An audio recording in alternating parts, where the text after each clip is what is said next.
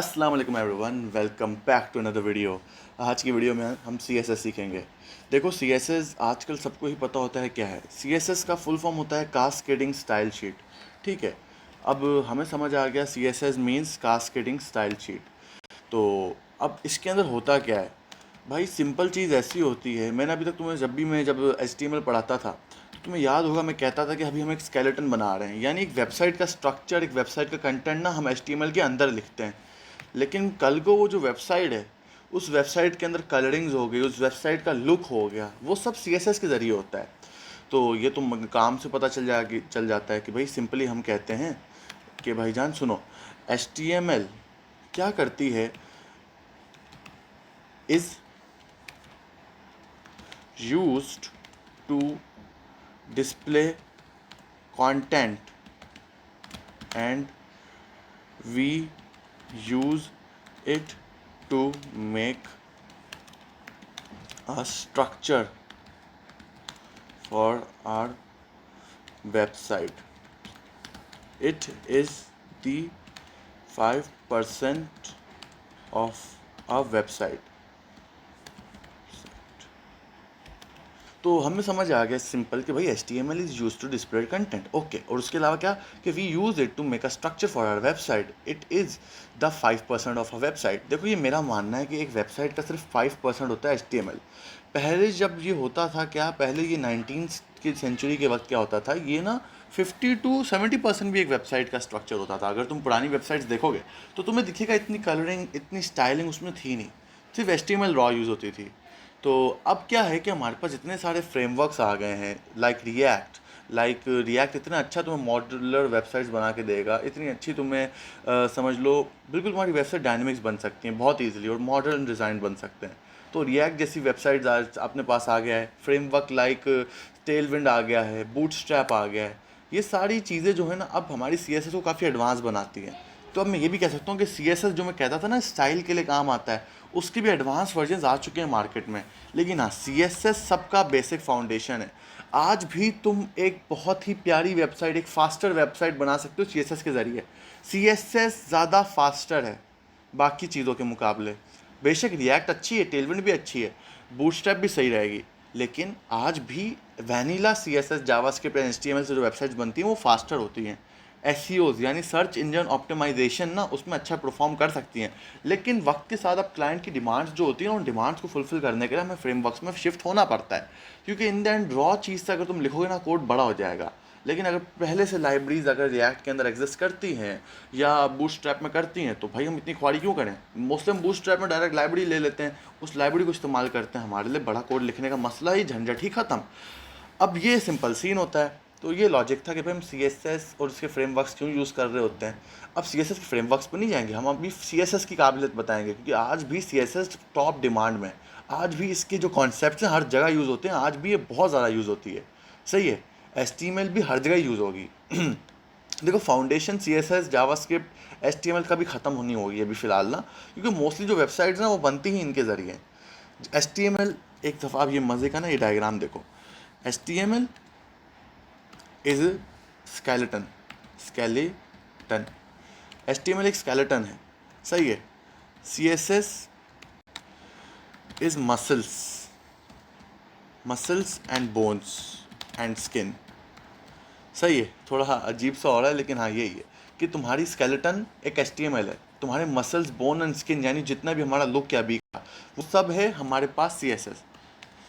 And JS यानी जावा script क्या है, जावा स्क्रिप्ट है हाउ वी परफॉर्म फंक्शन, यानी हमारे पास सारी फंक्शनैलिटी के मुताबिक चीज़ें तो आ गई, लेकिन वो फंक्शनैलिटीज़ परफॉर्म करने के लिए या फंक्शनैलिटीज़ ऐड करने के लिए, how we add and perform function is JavaScript. तो ये सिंपल कॉन्सेप्ट है। अब आज हमारा टॉपिक बेसिकली CSS का ही था। हम अगर नोट्स में देखें तो CSS के नोट्स कहते हैं कि मेरे भाई CSS is simply a cascading style sheet.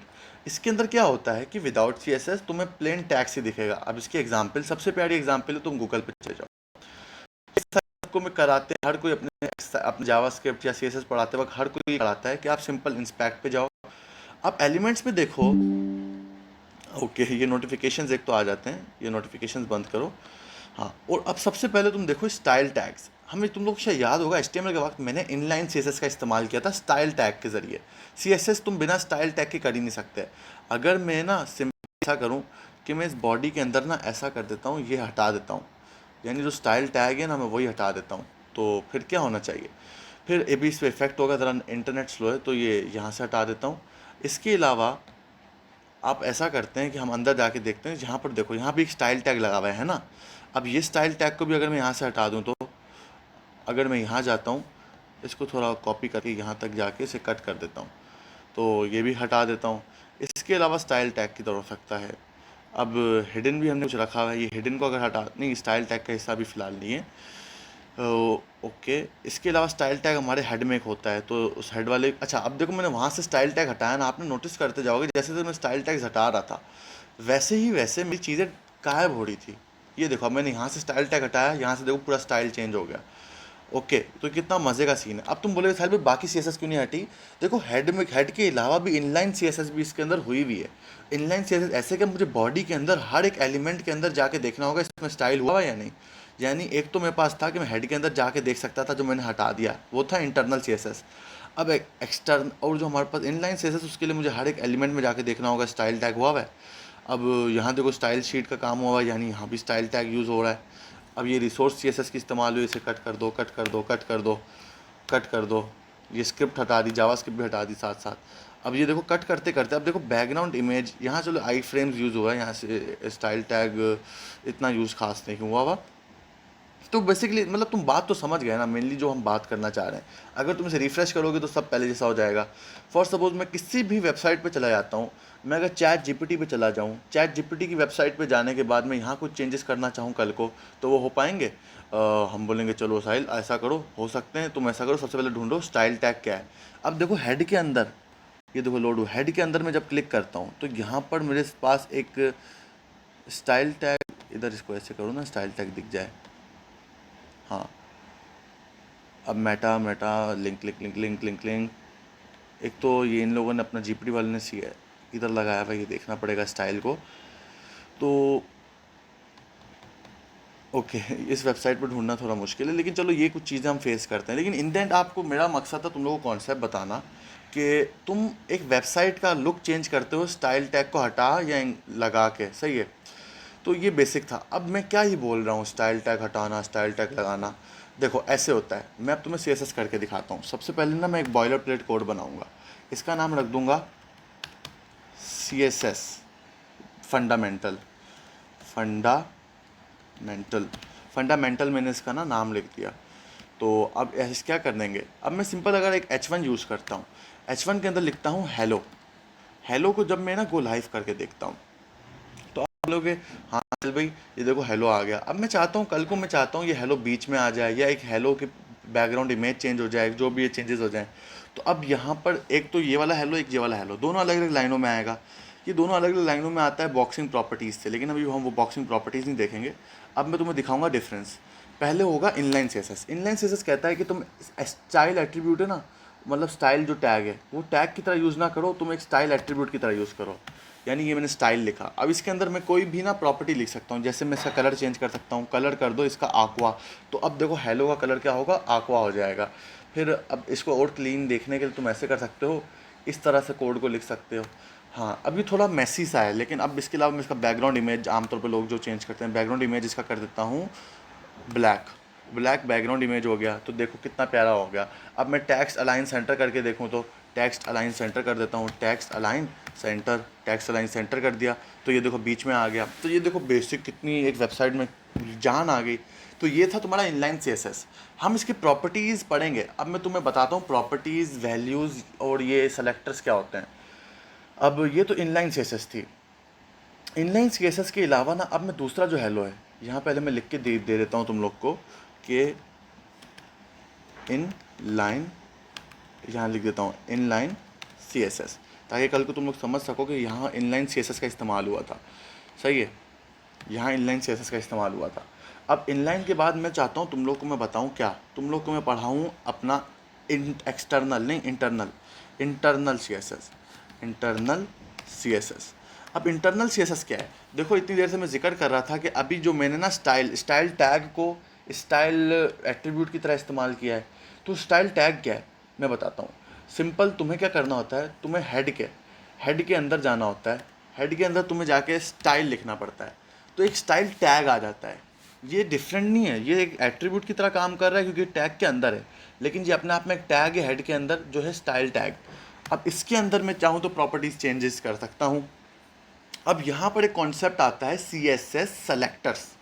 Selectors के भाई एक तो चलो अगर मैं सीधा H1 डाल दूँ ना, H1 एक H1 लिख देता हूँ और फिर लिख देता हूँ कलर इसका कर दो सारे अब क्या होगा, कलर इसका कर दो सिंपल ऐसा कलर करते हैं जो सबके पास नहीं है, ब्राउन। और जो बैकग्राउंड कलर है, बैकग्राउंड कलर इसका कर दो सिंपल मेरे पास ब्राउन के अलावा क्या मज़ेदार कलर होगा, एक्वारियम। अब मैं इधर गया तो तुम बोलोगे चलो साहिल भाई ये होगा, लेकिन आप तो कह रहे हो साहिल भाई हर एक H1 पे फ़र्क होगा। तो यहाँ पर स्कोपिंग का कॉन्सेप्ट आता है। स्कोपिंग का कॉन्सेप्ट क्या कहता है? स्कोपिंग का कहता है कि देखो H1 है ना, वो H1 हर एक H1 के लिए काम करेगा। अगर कल को देखो मैंने एक और ये लिख दिया ना H1 और इसके अंदर मैं लिख देता हूँ साहिल, तो देखो इसके अंदर भी ये काम कर गया। लेकिन अब इस वाले H1 के अंदर क्यों नहीं किया जिसमें हेलो ये वाला है ना, इसमें इसलिए नहीं किया क्योंकि इसके अंदर ना स्टाइल वाली प्रॉपर्टी मतलब इनलाइन सीएसएस यूज़ हुई है। अगर किसी के अंदर इनलाइन सीएसएस यूज़ होती है तो जो हमारे पास टैग है ना वो उस इनलाइन सीएसएस को ज़्यादा प्रायोरिटाइज करेगा एज़ कम्पेयर टू हमारे पास इंटरनल सीएसएस। कि इंटरनल सीएसएस के अंदर तुमने क्या चेंजेस किए हुए हैं, ठीक है। एंड एक्सटर्नल का भी एक कॉन्सेप्ट है, एक्सटर्नल पे आएंगे। हमेशा याद रखो कि जो हमारे पास टैग्स होते हैं ना वो क्या नाम से प्रायोरिटाइज करते हैं सबसे ज़्यादा इनलाइन को, फिर उसके बाद इंटरनल को, फिर एक्सटर्नल को। अगर कल को मैंने इसके अंदर इंटरनल सीएसएस की हुई है ना, इसके अंदर इंटरनल सीएसएस, तो कल को एक्सटर्नल सीएसएस में अगर मैं चेंजेस करूँगा ना, इसके अंदर चेंजेस नहीं होंगे इसके अंदर क्योंकि इंटरनल में चेंजेस हुए होंगे। तो ये था H1 के लिए। अब तुम बोलोगे इंटरनल एक्सटर्नल का क्या सीन है। अब स्कोपिंग का पहले बता देता हूँ, इंटरनल एक्सटर्नल भी साथ साथ पता चल जाएगा। एक्सटर्नल पे जाते हैं, यहाँ मैं चेंजेस कर देता हूँ ठक ठक ठक और यहाँ एक्सटर्नल लिख देता हूँ, एक्सटर्नल सी एस एस लिख देते हैं। ठीक है, कितना सही सीन हो गया।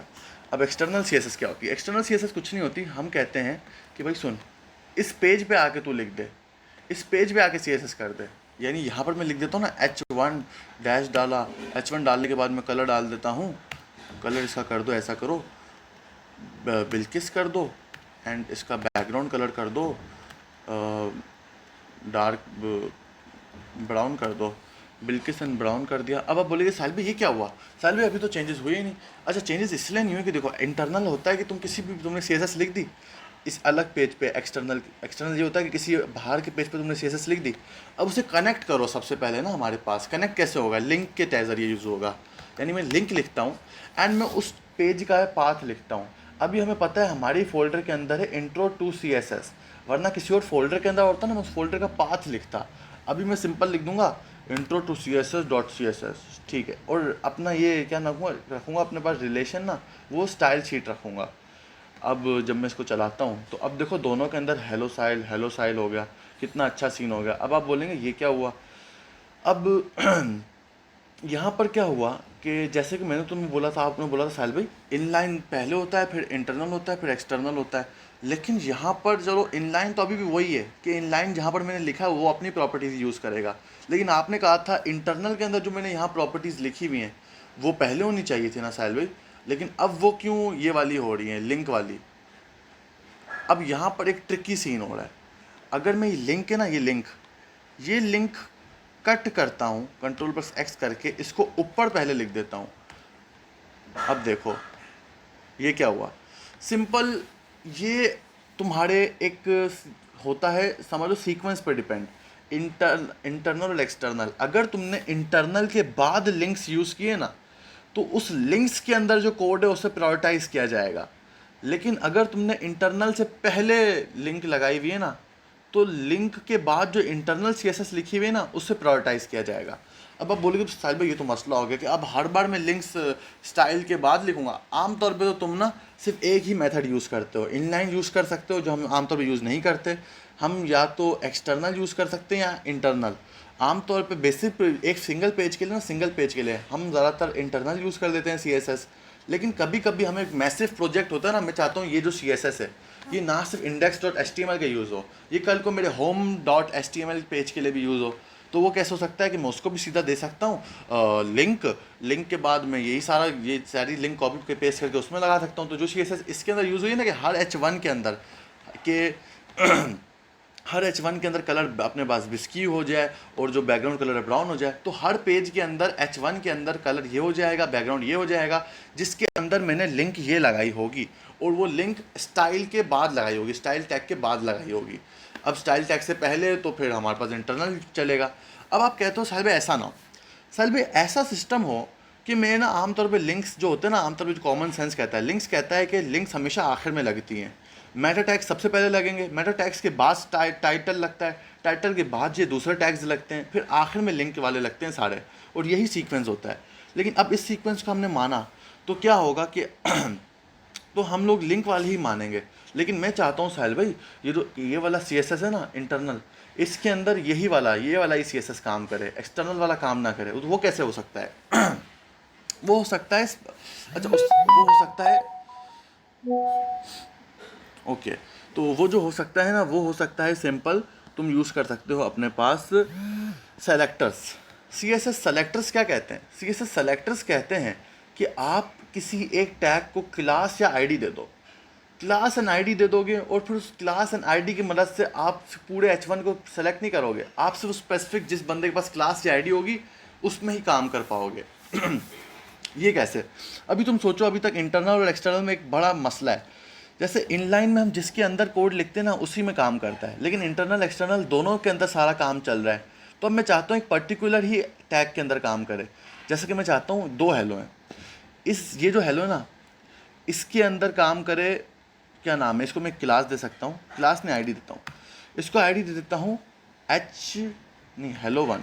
मैं कहता हूँ hello1 आईडी वाले के पास ना ये वाला काम करे, ये वाला जो CSS लिखा हुआ है मैंने, वो कैसे करूँगा मैं सिंपल लिखूँगा हैशटैग hello1, हैशटैग hello1 लिख दिया मैंने। तो अब देखो हैशटैग hello1 लिखा ना, तो सिर्फ जिसके पास हैशटैग hello1 होगा वो ही ये वाला CSS की प्रॉपर्टीज़, जिसके पास हैशटैग hello1 होगा वही CSS की प्रॉपर्टीज़ यूज़ कर पा रहा होगा इंटरनल की। एक्सटर्नल के अंदर भी यही सेलेक्टर का काम करता है। अगर मैं यहाँ इसको आईडी की जगह क्लास दे दूँ, अच्छा क्लास का पता क्या होता है, आईडी देखो एक के, आमतौर पर लोग ना आईडी से ही एक के साथ बहुत सारे यूज़ करते हैं। ये जैसे कि अगर मैंने यहाँ hello1 कर दिया, यहाँ hello2 कर दिया, या hello3, तो बेसिकली तो आप बोलोगे इन सब के लिए यही काम करना चाहिए hello1 का, इन सब के लिए hello1 का ही काम किया। लेकिन पता है कि आईडी हमेशा यूनिक होती है, आईडी हमेशा एक ही टैग के लिए इस्तेमाल होती है। बेशक कॉन्सेप्चुअली और जो हमारे पास प्रोग्राम है, जो ये आईडी hello1 है वो सब के लिए काम कर रही है, लेकिन मैं चाहता हूँ आईडी से ऐसा नहीं हो। ऐसा आप पता है किसके ज़रिए कर सकते हो? ऐसा तुम कर सकते हो क्लास के ज़रिए। कल को तुम क्लास लिख दोगे ना,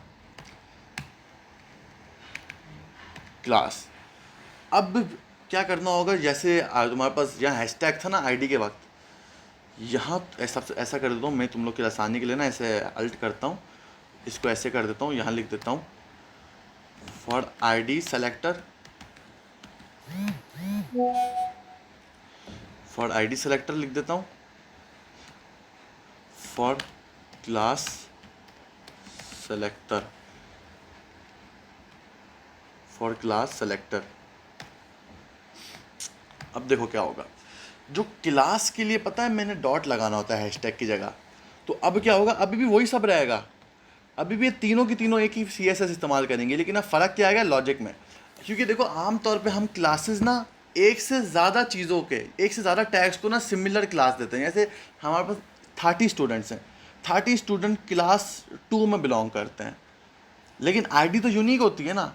तो कॉन्सेप्ट कहता है कि कॉन्सेप्चुअली इसको करेक्ट करो। भले तुम्हारा जो पीसी है, पीसी आईडी में भी सबके लिए काम कर जाएगा, क्लास में भी सबके लिए, लेकिन कॉन्सेप्ट कहता है आईडी हमेशा किसी यूनिक करो, हर एक टैग, हर एक H1 के लिए एक यूनिक आईडी दो। लेकिन यूनिक आईडी हमें नहीं देनी, हम भले सिमिलर आईडी दे के काम करा सकते हैं, लेकिन हमें कॉन्सेप्ट कहता है नहीं यूनिक दो, ताकि ना कल को हमारे पास कॉन्सेप्ट ना डिफरेंट ना हो।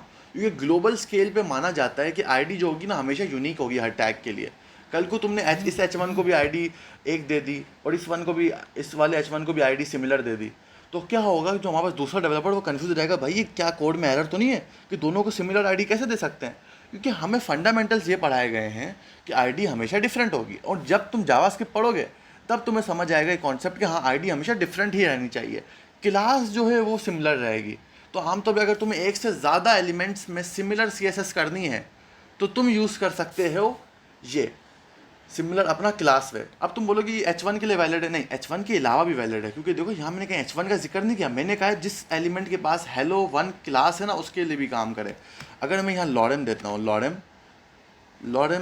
20 दे देता हूँ, यहाँ lorem 20 देने के बाद इस पैराग्राफ को मैं एक क्लास देता हूँ इसको hello1। तो अब इसको देखो, इसको क्या होगा, इसमें भी ये काम कर जाएगा। एंड एक्सटर्नल के अंदर भी यही कॉन्सेप्ट है। ये कॉन्सेप्ट जो मैंने बताया था सेलेक्टर्स का था, आईडी सेलेक्टर एंड तुम्हारे पास था आईडी सेलेक्टर के अलावा क्लास सेलेक्टर।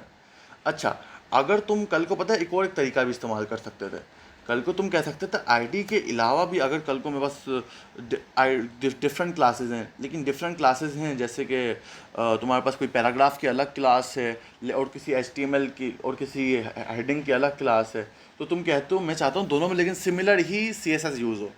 अब ये भी कभी कभी होता है, आप बोलिए साले पहले तो मुझे आप बताओ ये कैसे हो सकता है कि अगर मेरे पैराग्राफ और H1 दोनों जब सिमिलर ही यूज़ करेंगे तो मैं दोनों को सेम ही क्लास दे दूँ, क्यों ऐसा होगा कि मैं दोनों को डिफरेंट क्लास दूँ और मैं चाहता हूँ कि एक ही कोड के अंदर वो काम हो जाए। आप सिमिलर एक ही क्लास दे दो सबको और एक ही कोड के अंदर काम कर लो।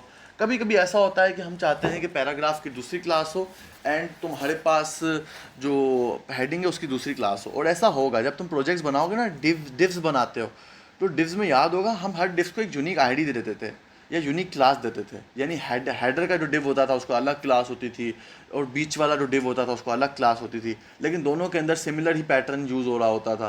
तो दैट्स वाई ऐसी चीज़ों के लिए जगह क्लास हमारे पास डिफरेंट हो या आईडी हमारे पास डिफरेंट हो तो तुम कैसे एक ही HTML सबके लिए अप्लाई कर सकते हो, तुम कॉमा डाल सकते हो।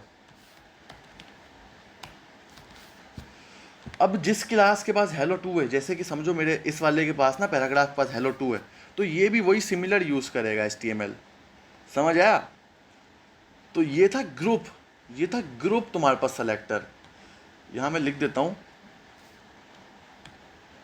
एक सेकेंड, सही है, ऐसे कर दिया,